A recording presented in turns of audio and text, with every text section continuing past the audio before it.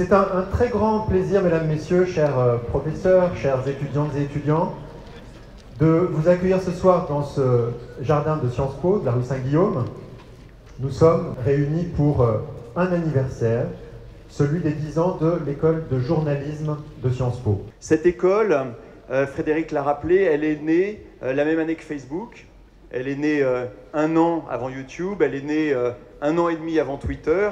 Et donc Dieu sait si elle a connu des bouleversements. Richard Descoings m'avait appelé en me disant il faut qu'on crée une école, et puis on s'est mis à plusieurs, on a fait un rapport, et puis quand le rapport était terminé, moi j'avais l'impression qu'on allait le jeter à la poubelle, comme tous les rapports, et puis pas du tout.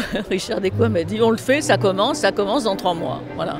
C'était formidable de partir de zéro avec des jeunes étudiants qui avaient tout de suite envie de passer à la pratique.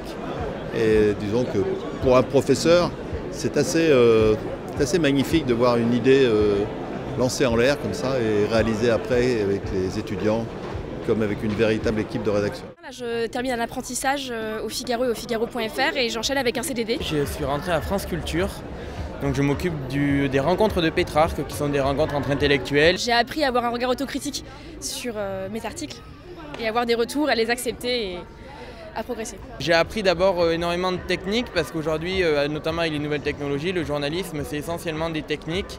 Puis j'ai appris à être polyvalent, à être rigoureux. Quel conseil est-ce que je donnerais aux jeunes journalistes dans ma profession, qui est celle plutôt de journaliste de sport, on va dire, de ne pas trop se laisser envahir par les consultants. L'actualité récente, on est vraiment le témoin, voilà, de défendre, mais de défendre vraiment avec talent, compétence, enthousiasme et générosité la profession de journaliste. Il ne faut pas qu'il soit trop lèche-cul, il faut qu'il soit critique. Qu'est-ce qu'ils doivent avoir comme qualité?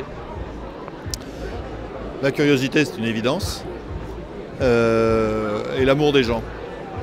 Et avec ça, on y arrive. Sciences Po.